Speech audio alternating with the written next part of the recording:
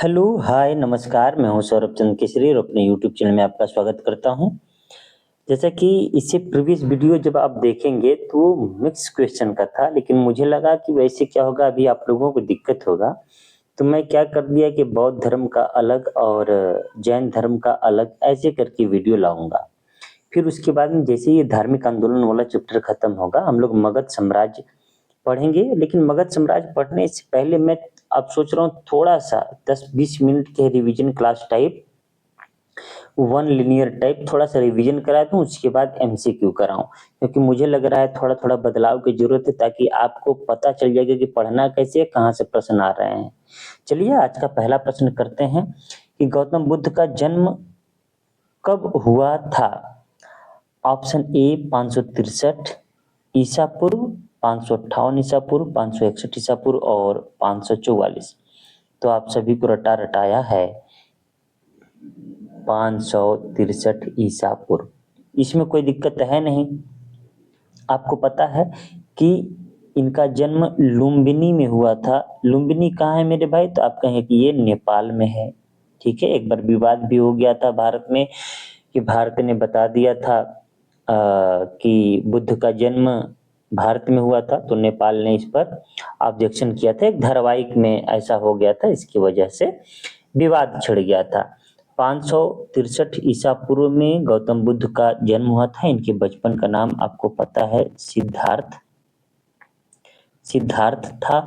ये राजा शुद्धोधन के पुत्र थे, जो शाक्य गणराज्य के बहुत प्रतापीय राजा थे। इनकी माता का नाम क्या था, आप कमेंट में करिएगा, बाकी मैं खुद बताऊंगा आपको, अगर नहीं आपको आया तो। ठीक है, नेक्स्ट प्रश्न की ओर बढ़ते हैं। नेक्स्ट प्रश्न है, बुद्ध के जीवन की किस घटना को महाभिनिष्क्रमण के रूप में जाना जाता है। महाभिनिष्क्रमण मतलब गृह त्याग। यह जो शब्द है किससे रिलेटेड है, तो आप कहेंगे कि गृह त्याग से। तो ऑप्शन सी इसमें दिख रहा है, गृह त्याग। तो ये बहुत ही महत्वपूर्ण प्रश्न है। देखिए, यूपीपीसीएस मेंस में आया हुआ प्रश्न है। ठीक है, नेक्स्ट प्रश्न करते हैं कि कह रहा है गौतम बुद्ध की मां किस वंश से संबंधित थी। शाक्य वंश, माया वंश, लिच्छवी वंश और कोलीय वंश। तो यह बहुत ही बेहतरीन और महत्वपूर्ण प्रश्न है। अभी हमने आपसे पूछा कि माता का क्या नाम था, तो अब ये माता के वंश का पूछ दिया, तो मैं बता दूं आपको कि ये कोलीय वंश की थी। अब यहीं पर मैं वो बता देता हूं, इनकी माता का नाम माया था। ठीक है, इनकी माता का क्या नाम था, माया। ये मतलब माया देवी। एक बात ये रखिए कि जब आप कहानी पढ़ेंगे ना इसमें, तो एक कहानी मिलती है कि माया को पुत्र नहीं होते थे। पुत्र नहीं होता था तो इनको बांझ का एक टाइटल मिल गया। तो ये अपनी बहन, जिनका नाम था प्रजापति, ठीक है ना, इनकी बहन का क्या नाम था, प्रजापति। तो अपनी बहन से अपने पति की शादी करा देती हैं। लेकिन 4 साल हो जाता है इनसे भी शादी करने का, यह भी मां नहीं बन पाती हैं। लेकिन उसी दौरान माया गर्भवती हो जाती हैं और गौतम बुद्ध का जन्म होता है, और 7 दिन के बाद ही इनकी माता अर्थात माया देवी का मृत्यु हो जाता है और उनका लालन पालन प्रजापति गौतमी करती हैं। क्लियर है, जो उनकी मौसी रहती हैं। तो यह किस वंश की थी, तो आपको बताना है कोलीय वंश की, अर्थात कोलीय गणराज्य की थी। क्लियर है, इसमें कोई दिक्कत नहीं होना चाहिए। तो नेक्स्ट प्रश्न की ओर बढ़ते हैं। नेक्स्ट प्रश्न है हमारा, बुद्ध का जन्म हुआ था। देखिए, बहुत बेसिक बेसिक प्रश्न पूछ रहा है, लेकिन ये सवाल आए हुए हैं, इसमें कोई दिक्कत नहीं है। तो अभी हमने बता दिया, तो इस समय टाइम नहीं लेंगे, लुम्बिनी होगा इसका सही आंसर। नेक्स्ट प्रश्न की ओर बढ़ते हैं, जो रिपीटेड होगा तुरंत हम लोग आगे बढ़ जाएंगे। निम्नलिखित में से कौन सा नाम बुद्ध का दूसरा नाम है। पार्थ, प्रछन्न, मिहिर और गुडाकेश। तो यहाँ पर आपको याद रखना है कि 5 ऑप्शन दिया है, और ऐसा सवाल छत्तीसगढ़ पीसीएस और बीपीएससी बिहार पीसीएस में पूछता है। तो आपको पता है कि इनमें से कोई नहीं जवाब होगा। क्यों भाई?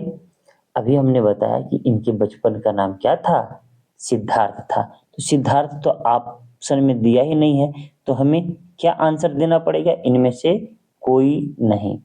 क्लियर है? कोई दिक्कत? आगे बढ़ जाते हैं भाई। नेक्स्ट प्रश्न की ओर बढ़ेंगे। नेक्स्ट प्रश्न है हमारा, निम्नलिखित में से किस राजवंश के अभिलेख से इस परंपरा का समर्थन होता है कि लुम्बिनी शाक्य मुनि बुद्ध का जन्म स्थान था? अब समस्या यह है कि इनको ज्ञान की प्राप्ति होती है भारत में, बोधगया में, पीपल वृक्ष के नीचे, जिसे बोधि वृक्ष कहते हैं। इन्होंने अपना पहला जो ज्ञान दिया 5 शिष्यों को, उसे धम्मचक्र प्रवर्तन कहते हैं, वाराणसी सारनाथ में, जिसे ऋषि पत्तनम कहा जाता था। अब समस्या यह है कि इनका पूरा पूरा जीवन बीतता है, व्यतीत होता है भारत में, तो कंफ्यूजन हो जाता है कि ये वास्तव में नेपाल में अर्थात लुम्बिनी में जन्म लिए थे कि नहीं, इसका क्या साक्ष्य है। ठीक है, तो उसी साक्ष्य के बारे में पूछ रहा है कि किस राजवंश के अभिलेख से इस परंपरा का समर्थन होता है कि लुम्बिनी शाक्य मुनि बुद्ध का जन्म स्थान है। तो याद रखिएगा मौर्य वंश के। किसमें है भाई? मौर्य वंश के। ठीक है ना। अच्छा, ये कैसे? तो मौर्य वंश के एक प्रतापी राजा थे, उनका नाम था अशोक, सम्राट अशोक। इन्हें अशोकादि ग्रेट कहते हैं। इनका एक अभिलेख है जो कि प्राचीनतम अभिलेख है, उनका नाम है रुम्मन देई, रुम्मिन देई अभिलेख। तो याद रखिएगा, रुम्मिन देई सबसे प्राचीन अभिलेख है अशोक का। रुम्मिन देई अभिलेख से सूचना मिलती है, ज्ञान मिलता है कि बुद्ध का जन्म लुम्बिनी में हुआ था। इसमें कोई दिक्कत नहीं होना चाहिए। ठीक है ना। अशोक राज्याभिषेक मतलब जब राज्याभिषेक होता है तो उसके 20 वर्ष बाद लुम्बिनी आए थे। ठीक है ना। यह बात कहाँ लिखी हुई है? तो आप कहेंगे कि रुम्मिन देई अभिलेख में लिखा है। किस अभिलेख में लिखा है मेरे भाई? रुम्मिन देई। तो इससे पता चल जाता है कि बुद्ध का जन्म भारत में नहीं बल्कि नेपाल में लुम्बिनी में हुआ था। क्लियर है? देखिए, इतिहास भौकाल का सब्जेक्ट नहीं है, इसे भी प्रमाण की आवश्यकता होती है, चाहे पुरातात्विक हो चाहे साहित्यिक हो, आप जैसे भी इसको प्रमाणित करना पड़ेगा, हवाबाजी में नहीं होता है इतिहास भी। चलिए नेक्स्ट प्रश्न है। नेक्स्ट प्रश्न कह रहा है कि निम्नलिखित में से कौन एक अशोक का अभिलेख इस परंपरा की पुष्टि करता है कि गौतम बुद्ध का जन्म लुम्बिनी में हुआ था? देखिए मेरे भाई, अभी मैंने आपको एक्सप्लेन कर दिया था ना। देखिए, एक्सप्लेनेशन से आपका एक सवाल ये बन गया, रुम्मिन देई। तो आगे बढ़ते हैं। नेक्स्ट प्रश्न है, रिपीटेड प्रश्न मिल सकते हैं, उससे आपको चिंता करने की बात नहीं है, रिपीटेड होगा तुरंत बढ़ जाएंगे। निम्नलिखित में से किस राजा के एक अभिलेख से शाक्य मुनि, देखिए वही है ना, तो हमको अशोक। देखिए मैंने उसमें क्या प्रश्न पूछा, तो उसमें मौर्य ऑप्शन दिया था, मैंने एक्सप्लेन करके दे दिया अशोक। अशोक के क्या बताया? रुम्मिन देई। और रुम्मिन देई से भी सवाल पूछ दिया। इसका मतलब जब एक एक्सप्लेन कर दिया तो हमें एक्सप्लेन करने की जरूरत इतना नहीं है, तुरंत फटाफट हम लोग क्या कर देंगे, सवाल को उड़ा देंगे। ठीक है मेरे भाई। नेक्स्ट प्रश्न की ओर बढ़ते हैं। नेक्स्ट प्रश्न है कि महात्मा बुद्ध का महापरिनिर्वाण कहाँ हुआ था? महापरिनिर्वाण का मतलब होता है यह देह त्याग कहाँ किए थे, इनकी मृत्यु कहाँ हुई थी, देवाहसान कहाँ हुआ था, यह चीज पूछ रहा है। लुम्बिनी नहीं, यहाँ तो जन्म हुआ था। बोधगया नहीं, यहाँ तो ज्ञान की प्राप्ति हुई थी। क्या कुशीनगर? तो बिल्कुल सही जवाब है। कहीं कहीं इसे प्राचीन में कुशीनारा भी लिखा रहेगा ऑप्शन में, तो उससे घबराइएगा नहीं। इसका सही जवाब है कुशीनगर, जो कि उत्तर प्रदेश में है। कोई दिक्कत? देखिए ये क्या मृत्यु कैसे हो गई, इनको पेचिस हो गया था। ठीक है ना। ये सुअर का मांस खा लिए थे। ठीक है ना। जिस कहीं कहीं लिखेगा सुकर, उसको सुअर को शुद्ध शुद्ध सुकर कहते हैं। उसको खाने की वजह से इनको पेचिस हो गया था और वहीं पर इनकी मृत्यु हो गई थी। इन्होंने देह त्याग कर दिया था। क्लियर है? कोई दिक्कत नहीं है। आगे बढ़ सकते हैं। आगे बढ़ते हैं। अच्छा, मृत्यु कब हुई थी ये भी बता देता हूँ। 80 वर्ष की आयु में। कब हुई थी? 80 वर्ष की आयु में। अब जब 563 में घटाएंगे तो कितना आ जाएगा? 483 ईसा पूर्व, BCE, बिफोर कॉमन एरा लिख देता हूँ। कहीं कहीं BC भी लिखेगा, उससे घबराना नहीं है। क्या आगे बढ़े? आगे बढ़ते हैं। ठीक है ना। पेचिस को क्या लिखेगा? रिक्तातिसार मतलब रक्त अतिसार। ठीक है ना। कहीं कहीं लिख देगा, रक्त आता है ना पेचिस में, तो उसी को क्या कहेंगे, रक्त अतिसार। ठीक है, नेक्स्ट प्रश्न की ओर बढ़ते हैं मेरे मित्र। नेक्स्ट प्रश्न है आपका, गौतम बुद्ध का महापरिनिब्बाण, ये देखिए पाली भाषा में लिखा है, इसी को महापरिनिर्वाण कहते हैं। जिस राज्य में हुआ था वह राज्य है, अब देखिए यहाँ पर कुशीनगर नहीं दिया है, कुशीनगर अभी पढ़े नहीं दिया है, तो कुशीनगर मेरे भाई किस चीज की राजधानी थी, मतलब राजधानी में किस महाजनपद की राजधानी थी, तो मल्ल की थी। अब जो महाजनपद काल नहीं पढ़ा है नहीं आएगा, तो मैं हूं ना, मैं पढ़ाऊंगा आपको महाजनपद काल, और ये दावा करता हूं 16 के 16 महाजनपद, 16 के 16 महाजनपद आपके मुंह जबानी याद हो जाएगा, ये मेरी गारंटी है। उसका थ्योरी लेकर के आऊंगा बस याद कराने का। क्लियर है, ये मेरी गारंटी कि मैं 16 के 16 महाजनपद आपको याद करा दूंगा। तो उनका महापरिनिर्वाण कुशीनगर में हुआ था। कुशीनगर किसके अंतर्गत आता था, मल्ल के अंतर्गत आता था। क्लियर है, कोई दिक्कत, आगे बढ़ सकते हैं जी, बिल्कुल बढ़ते हैं।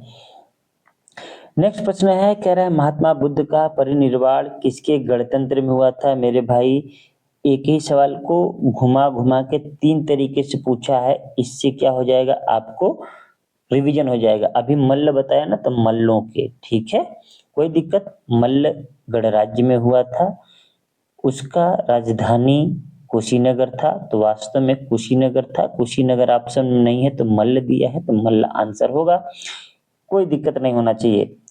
गौतम बुद्ध ने जिस स्थान पर निर्वाण प्राप्त किया वो क्या है, कुशीनारा है या कुशीनगर। ठीक है, रिपीट हो रहा है ना, तो स्पीड से बढ़ते हैं। देखिए फिर महापरिनिर्वाण मंदिर अवस्थित है, इस बार क्या पूछा है, मंदिर, तो क्या जवाब देंगे, तो सर जहां इनका महापरिनिर्वाण हुआ था वहीं पर इनकी मंदिर है, कुशीनगर, कोई दिक्कत नहीं है। अब देखिए कह रहा है निम्नलिखित राज्यों में से किसका संबंध बुद्ध के जीवन से था। अच्छा भाई, अवंती, गांधार, कौशल और मगध, ये कोड दिया है, इस कोड को आपको चयन करना है। तो मेरे भाई मैं आपको जानकारी के लिए बता दूं, कौशल और मगध, ठीक है ना। देखिए गया वाला जो क्षेत्र है, ठीक है, मगध के उत्कर्ष जब पढ़ेंगे ना, अभी इसके बाद जैन धर्म पढ़ाऊंगा, जैन धर्म के बाद मगध का उत्कर्ष, उसमें थोड़ा सा मैं थ्योरी भी पढ़ा दूंगा, फिर एमसीक्यू कराऊंगा। तो जहां पर 3 और 4 होगा वही आंसर होगा, तो केवल 3 और 4 यह बुद्ध से संबंधित है। बुद्ध के जीवन से कौन कौन संबंध है, कौशल, मगध, और मैं बता दूं आपको काशी, जो आज का वाराणसी है, महाजनपद काशी, इससे भी यह संबंधित है। इसके अलावा मल्ल, मल्ल मतलब कुशीनगर, इससे संबंधित है। क्लियर है, इनके जब जीवन से बात करेंगे तब, इसमें कोई दिक्कत नहीं होना चाहिए। नेक्स्ट प्रश्न की ओर बढ़ते हैं। नेक्स्ट प्रश्न है हमारा, गौतम बुद्ध द्वारा अपने धर्म में दीक्षित किया जाने वाला अंतिम व्यक्ति निम्नलिखित में से कौन था। ये देखिए अंतिम व्यक्ति प्रश्न पूछा है, ठीक है। तो इनका प्रिय शिष्य की अगर कभी पूछ दे प्रिय शिष्य कौन था, तो आनंद था।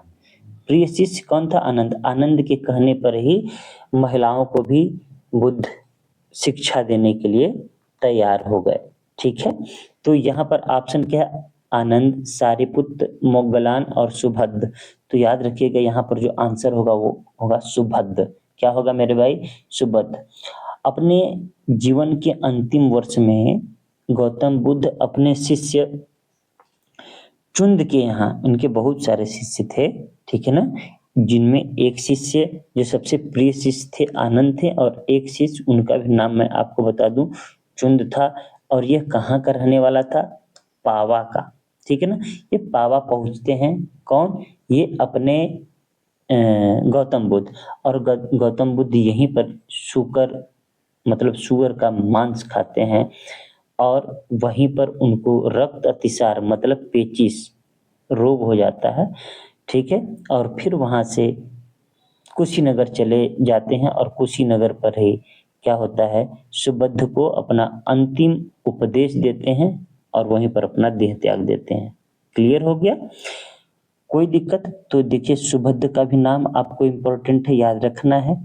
उनकी अच्छा ये कभी पूछ दे कि किसके यहाँ शुकर मद्य खाए थे, या माधव खाए थे, या शुकर का मांस किसके खाए, तो कहेंगे चुंद के यहाँ खाए थे।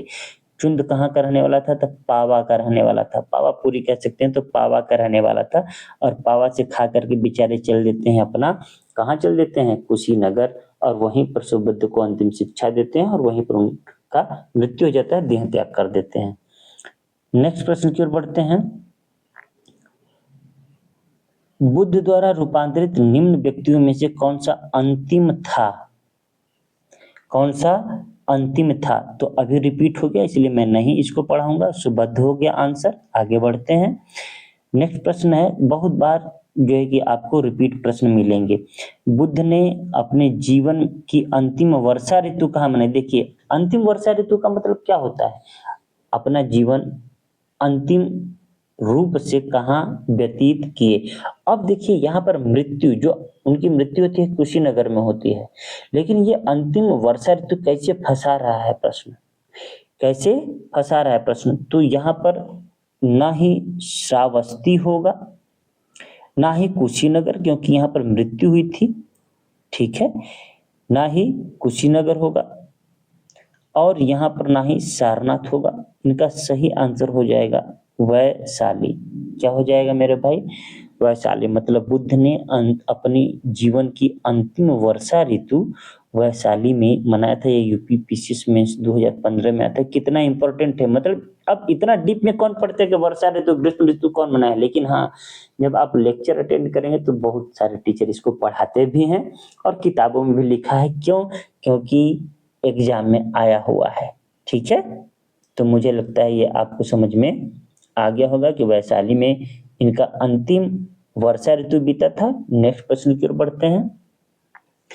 नेक्स्ट प्रश्न कह रहा है कि निम्नलिखित में से कौन सा एक बौद्ध मत में निर्वाण की अवधारणा की सर्वश्रेष्ठ व्याख्या करता है? निर्वाण की अवधारणा। अब देखिए, कह रहा है तृष्णा रूपी अग्नि का समन, स्वयं की पूर्णतः अस्तित्वहीनता, परमानंद एवं विश्राम की स्थिति, धारणातीत मानसिक अवस्था। भाई, निर्वाण किसको प्राप्त होगा? भाई, बुद्ध ने निर्वाण को क्या माना? निर्वाण को मन की उस परम शांति के रूप में वर्णित किया जो तृष्णा अर्थात इच्छा, क्रोध और दूसरी अलग तरीके की, मतलब विषादकारी मन है स्थितियों से परे हो, उसको इन्होंने निर्वाण करा। तो तृष्णा रूपी अग्नि का समन, ये हो जाएगा आपका सही आंसर। क्लियर है? मतलब दुख का कारण इन्होंने तृष्णा को माना है। और एक बात और मैं बता दूं, जब जैन धर्म पढ़ेंगे तो उसमें दुख का कारण अज्ञानता है। क्या है? अज्ञानता। ठीक है। देखिए, कुछ हद तक तो बौद्ध धर्म भी दुख का कारण अज्ञानता ही मानता है, क्योंकि अज्ञानतावश ही हमारी तृष्णा कभी तृप्त नहीं होती, हमारी इच्छा कभी पूरी नहीं होती, हम आगे बढ़ते ही जाते हैं, अपनी इच्छा को हम सीमित कर ही नहीं पाते अज्ञानतावश। अर्थात अज्ञानता ही दुख का मूल कारण है। लेकिन अब यहाँ पर अज्ञानता हम ऑप्शन नहीं लगाते, क्योंकि जब पढ़ेंगे तो अब जैन धर्म में अज्ञानता की बात कही गई है स्पष्ट रूप से। ठीक है। तो यहाँ पर दुख का जो कारण है वो तृष्णा है, और निर्वाण प्राप्त करने के लिए जो सर्वश्रेष्ठ व्याख्या करता है वो तृष्णा रूपी अग्नि का समान है। और बुद्ध ने निर्वाण प्राप्ति को सीधे सीधे बता दिया कि यह परम शांति की मतलब है निर्वाण प्राप्त करना। ठीक है ना। अब ये तृष्णा हुआ, क्रोध हुआ, या जो भी जिससे दुख पहुंचे, उन सब चीजों से यह क्या है? परे है।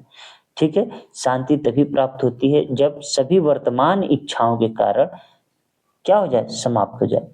वर्तमान इच्छाओं का क्या हो? जितने भी कारण है सब के सब क्या हो जाए? समाप्त हो जाए। आप जीवन मरण के बंधन से मुक्त हो जाएं, तब तो आप समझिए कि आपको निर्वाण प्राप्त हो जाएगा।